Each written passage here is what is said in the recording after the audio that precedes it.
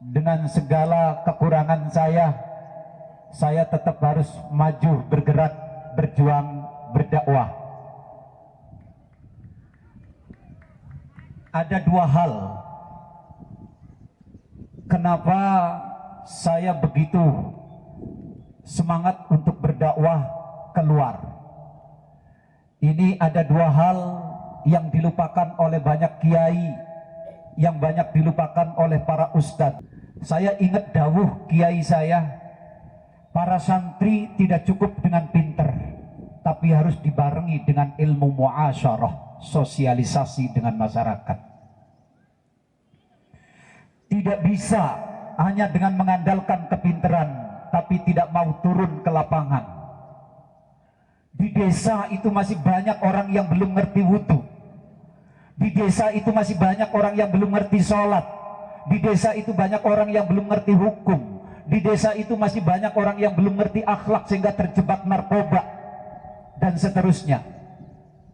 Inilah yang kemudian memotivasi saya. Kenapa saya keluar, banyak gelak keluar, karena saya punya tanggung jawab itu. Sebab ngendikane Imam Al-Ghazali, orang yang punya ilmu itu seperti orang yang punya harta, wajib dizakati. Tidak bisa harta dibangga-banggakan, saya orang kaya, itu sombong. Sama dengan orang yang pinter, aku kiai, aku anak ustad, ngono tok tapi rak gelem bagi-bagi ilmu, sombong. Inilah kedua. Tuh di samping itu dorongan guru saya, kiai saya, Kiai Lirboyo itu kalau ada santrinya sowan, wis mulang apa belum, santrimu piro, ngajar kitab apa, selalu itu yang ditanyakan. Tidak pernah ditanyakan kamu bisnis apa, sugih atau belum. Yang ditanyakan adalah santrimu piro. Karena itu saya cerita ketika Mbak Jum mau ngasihkan tanah ini kepada saya WA Romo Yai Kafabi, Kiai, insya Allah kulo badhe nampi wakaf malih niki saene didamel nopo. Yai Kafabi langsung pondok jip,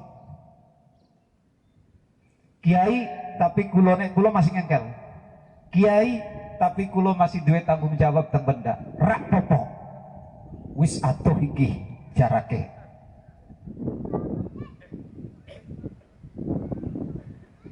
Saya berapa kali sudah diperintahkan oleh guru saya untuk bikin pondok. Ini yang berat, Pak. Kalau guru sudah ngendiko nggak dituruti, itu ngualati, Pak.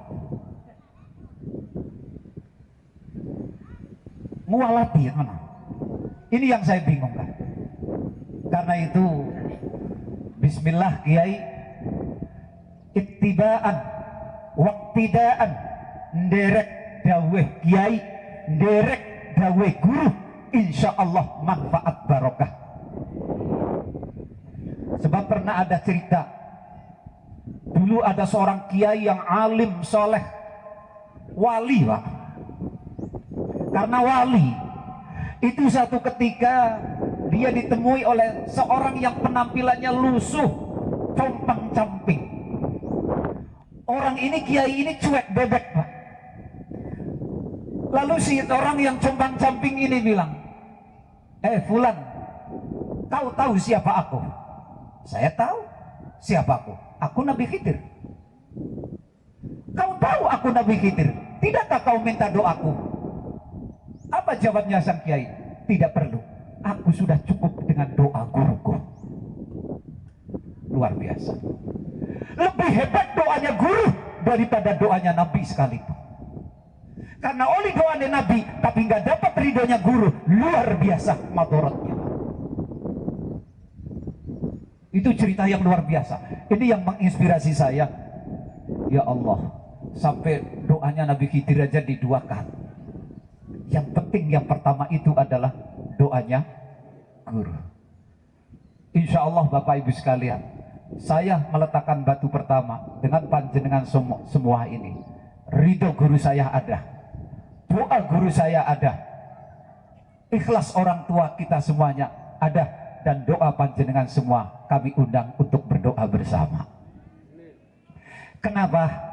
Seperti tadi saya menyambung, jujur Pak Camat, sebelum Pak Camat berkata seperti itu, saya sudah punya catatan tentang praktek keberagamaan, tentang praktek hukum keluarga di Brebes Selatan, tentang praktek ibadah dan akhlak anak milenial. Karena itu nyuwun sewu, dari dulu saya sebenarnya sebelum COVID seringkali sedang Pak Kapolsek gonta-ganti. Dari yang sebelumnya, Pak Kapolsek, mari kita buat bikin pengajian eksekutif. Untuk kawasan eksekutif meliputi bank-bank BUMN dan para pejabat-pejabat Pemda Brebes Selatan. Kalau yang anak muda, milenial, sebenarnya kita sudah jalan, Pak Camat, Pak Kapolsek. Kita di Kanzul Ilmi itu punya yang namanya Cafe Aswaja, yang itu diikuti oleh anak-anak SLTA yang luar biasa. Terutamanya dalam hal ini kita sudah punya MOU dengan Semansa Bumiayu. Itu hasilnya luar biasa Pak. Anak-anak Semansa ikut ngaji, lomba di Kabupaten Brebes, menang Pak, malah santri Alikmah kalah. Coba kalau seluruh SMA Brebes Selatan ikut ngaji, pinter kabeh ngaji di Kanzul Ilmi Center. Siapa dulu gurunya? Tepuk tangan dong. Nah, itu ya. Ini betul lah. Saya menyaksikan sendiri. Kenapa? Karena setiap ada kasus hukum keluarga, jamaah berbisik empat mata, saya istighfar. Bagaimana mungkin ada seorang perempuan satu bersuamikan dua? Ini lebih jahat daripada corona. Ini lebih jahat daripada HIV AIDS. Ini lebih jahat daripada narkoba. Satu perempuan, dua laki-laki dalam satu atap. Itu baru satu. Jadi saya banyak tahu Pak Camat, karena banyak kasus-kasus hukum yang tidak terselesaikan dimanapun. Ikut ngaji, ikut ngaji, ikut ngaji. Bahkan nyuwun sewu, kemarin saya dapat tantangan loh Pak, 1 tahun yang lalu. Pak Kiai, coba tolong Kanzul Ilmi bikin pengajian khusus para janda di Brebes Selatan. Ada apa ini? Ini karena memang kiainya yang ganteng, atau karena apa? Ternyata saya korek. Jawabannya, inna lillahi wa inna ilaihi rajiun. Luar biasa. Kasus hukum praktek keberagamaan luar biasa di Brebes Selatan. Karena itu doakan saya, mudah-mudahan umur panjang, sehat, waras, kuat, istiqomah, berjuang bersama sampean dalam rangka berdakwah li'ila'i kalimatillah. Karena itu saya terima kasih kepada para panitia masyarakat yang luar biasa guyupnya. Ada yang nyumbang tenda sound system, ini nggak ada yang bayar Pak Camat, nggak ada. Sampai snack nggak ada yang bayar. Ini snack nasi aja, itu jamaah Senenan Kanzul Ilmi yang saya ngaji, itu diborong sama jamaah saya di Kaliwadas semuanya. Ini luar biasa. Tapi nanti dulu, jangan hidup-hidupnya dulu. Pak Camat tadi merasa terbantu dengan saya, mengucapkan terima kasih, memberikan apresiasi. Saya tanya, apresiasinya berapa?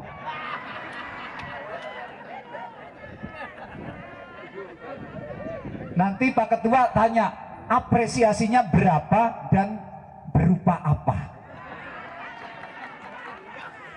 Ya masa terima kasih ya tok. Uang sampean ngundang talil ya balik karena berkatnya kok Pak Camat. Oke? Itu Bapak Ibu sekalian. Latar belakang saya kenapa saya semangat, karena harus ada muasyarah. Muasyarah, bergaul dengan masyarakat, itu yang ditentukan. Bukan cukup hanya dengan pinter toh. Bahkan kemarin saya waktu khutbah Idul Fitri kemarin di Benda, saya bilang saya akan punya program guru-guru Al-Hikmah tak sebar luaskan ke desa-desa. Ojo najib tok. Kemudian terima kasih kepada keluarga wakif juga yang lain, karena ini Bapak Ibu sekalian luas tanah dari Ibu Mahmudah, Haja Mahmudah Hamidah nyuwun sewu, ini kurang lebih 3.500. kemudian kita nambah lagi kaplingan yang sana itu 1, 2, 3, 4, 5, 6 kapling. Itu nyari duit alhamdulillah dalam 2 bulan kita terkumpul uang di atas 200 juta. Sekarang duitnya belum habis Pak, untuk tanah kapling belum habis. Yang ini di sebelah ini sudah dibayari 2 kapling, yang satu lagi ditawar belum dilepas. Yang ini yang ada pohon ini 6 kapling. Kaji Wahyonya ada nggak ini? Kaji Wahyo? Nggak ada. Ini lagi ditawar lagi, saya bilang sekalian mumpung belum peletakan batu pertama. Kalau hari ini detik ini dilepas 400 juta saya bayar. Nanti bangunannya bisa dipindah ke sini ngadep ngalor ngidul. Ngalor ngidul apa? Ngetan Ngulon. Ya umpamanya gitu. Alhamdulillah Pak, duit wakaf untuk beli kapling belum habis. Jare Pak Camat asik, orang kurang duit. Jare siapa? Bon. Ini alhamdulillah, jadi ini hampir 3.500-an meter persegi luas tanah. Mudah-mudahan ini dalam waktu dekat, mudah-mudahan Kaji Wahyo kebukakan hatinya, mendapatkan hidayah, melepaskan tanahnya untuk Kanzul Ilmi Center. Bapak Ibu sekalian, wakaf adalah ibadah terbaik yang tidak akan pernah habis. Karena sodaqotun jariyatun dalam hadis idamata Ibnu Adam, itu ulama fikih menerjemahkannya sodaqo jariyah itu maknanya wakaf. Sebab kalau wakaf nggak bisa dijual, nggak bisa diwaris, nggak bisa dibeli apa-apa pun nggak bisa. Ila yaumil qiyamah. Maka yang paling hebat, yang paling utuh itu adalah wakaf. Tapi aja sampai kinyong wakaf semen sasak moh nyonge. Ngerumate Pak sing susah Pak. Ngerumate sing susah. Kalau wakaf tuh yayasan gedung, setengah gedung, jadi nanti saya memeramatnya tahu ini gedung ini, tembok ini, saka ini wakaf, karena sampai kiamat pun kapanpun harus dipertahankan. Tapi ini wakafnya cuma paku siji, oh yo. Orang usah wakaf hibah baiklah, jariah mawon lah, monggo. Kedua Bapak, saya membaca di dalam kitab Ihya, tanah itu Pak seperti manusia, punya sifat bangga, punya sifat ngenes, punya sifat ngiri. Demi Allah, hari ini tanahnya Haji Hamidah ini lagi berjoget ria Pak dengan tanah-tanah sebelahnya. Niki wonten datang kitab Ihya, datang Fadilatul Jum'ah. Imam Ghazali ngendikan ngeten, di mana ada tanah dibuat untuk sholat, dibangun masjid, apalagi majelis ilmu, dia akan berkibar-kibar Pak dengan tetangga sebelahnya. Asik. Aku sekarang akan ditempati menjadi tempat sholat, aku akan ditempati menjadi tempat mengaji, sementara kau hanya ditanduri pari, sementara kau hanya ditanduri besiar. Mulanya terus jare tanan sebelah iki, weh besiar, kon ngomong karo sing duwe meluane nyong bae. Ini bijak Pak, bener Pak. Apalagi dengan gudang yang mati di sebelahnya itu. Alah gudang kok digawe dibangun lah isinya jintok. Aku delat kas pan digawe kanggo ngaji. Ngomong kon karo sing duwe gudang, mudah-mudahan dinaikna ning sekalian Kanzul Ilmi ben dadi tempat ngaji. Ngomong Pak burine Pak. Cuman kadang sing duwe tanahe ora krungu. Kuwi sing angele ning kono kuwi Pak. Jadi itu Pak. Satu. Tanah itu ketika dibuat ngaji, dibuat ibadah, itu pasang bendera Pak dengan tanah sekitarnya. Makanya itu tadi saya katakan sebaik-baik ibadah harta itu? Ayo, wakaf. Itu kalau pengen abadi. Iya, jenengan 1.000, 20.000, itu bagus manfaat. Selama nempel, itu terus sama manfaatnya sama. Cuman beda hukumnya dengan wakaf. Kalau wakaf kita tidak bisa buang. Nisbatnya paku pun tetap harus diamankan sampai betul-betul tidak bisa dimanfaatkan. Itu yang pertama. Kemudian para sesepuh, para kiai, Kiai Ikhya sebagai sesepuh laren, kula nyuwun dongane terus kiai, para imam masjid musola, pengurus ranting NU semuanya yang saya hormati, saya mohon dukungannya. Ini adalah tempat kita semuanya. Saya sering mengatakan, majlis itu majlisnya orang Islam. Tempat itu tempatnya orang Islam untuk ngaji. Kita semuanya sama, kita semuanya adalah satu. Jadi kalau ada umpamanya ini itu, enggak. Saya terbuka untuk siapapun. Kalaupun ada orang Muhammadiyah mau bergabung jadi pengurus, ahlan wa sahlan. Saya terbuka, silakan, asal melu ngaji, silakan. Mau LDI IG apa, silakan. Yang penting taat dengan aturan dan tata cara pengajian di dalam majelis Kanzul Ilmi. Itu aja, enggak ada. Silakan terbuka. Kita semuanya, kita akan berdiri sebagai Aswaja Center untuk seluruh orang di Brebes Selatan dan sekitarnya. Wadah kita semuanya, kita bersama. Ayo kita gotong bersama, insya Allah kita bisa. Dan nyuwun sewu, saya mengingatkan Bapak Ibu sekalian, para panitia, tata niat kita di dalam membangun ini jangan karena Najib tidak bisa apa-apa, besok bisa tidak ada. Niatlah karena Allah. Saya membangun majelis ilmi karena Allah, agar kelak saya punya warisan tinggalan untuk anak cucu dan bekal saya meninggalkan dunia. Tolong jangan salah niat.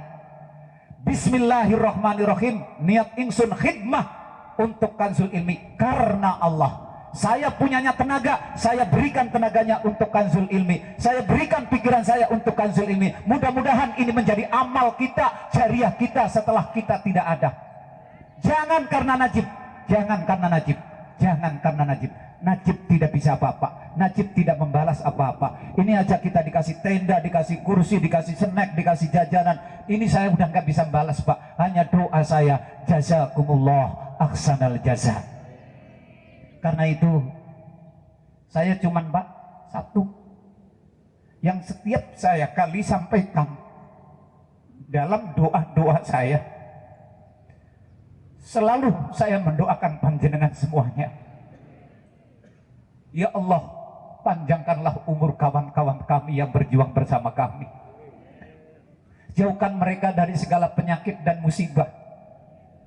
Berilah mereka keturunan yang soleh, solehah, ahlul ilmi yang Allah. Cinta ulama, cinta ilmu. Cukup. Itu hanya itu saya nggak bisa apa-apa. Saya cuma memberikan Fatihah kepada mutabarriin, kepada para wakifin. Mudah-mudahan ini diterima oleh Allah Subhanahu wa ta'ala. Mohon maaf kalau saya tidak bisa memberikan balasan apa-apa. Hanya doa saya dalam setiap sunyi ketika saya bangun, panjenengan tak Fatihai semuanya. Cuman itu. Ya Allah, sehatkan mereka, panjangkan umurnya, jembarkan rezekinya, nurutkan anaknya, solehkan keturunannya. Cinta ulama, cinta ilmu. Mudah-mudahan doa saya itu dikabul oleh Allah. Mungkin bisa jadi kitanya belum seperti yang kita harapkan orang tua, tapi mudahan kepada anak cucu kita semuanya. Karena cinta ulama itu yang paling penting. Cinta ilmu dulu itu modalnya. Mudah-mudahan anak cucu kita kelak menjadi penerus kita semuanya. Bapak Ibu sekalian, akhirnya saya mohon dengan hormat Bapak Kapolsek, Bapak Camat, Bapak Dandim, Bapak Rakyai untuk mengikuti acara peletakan batu pertama dengan segala keikhlasan dan kerendahan hatinya. Mangga kita semuanya menyaksikannya dengan sambil bersolawat semuanya. Nanti kita saksikan acara peletakan batu pertama. disiapkan para tukang aduknya, mohon dipersiapkan. Saya kira itu yang bisa saya sampaikan, kurang lebihnya mohon maaf. Billahi taufik walhidayah. Wassalamualaikum warahmatullahi wabarakatuh. Waalaikumsalam warahmatullahi wabarakatuh.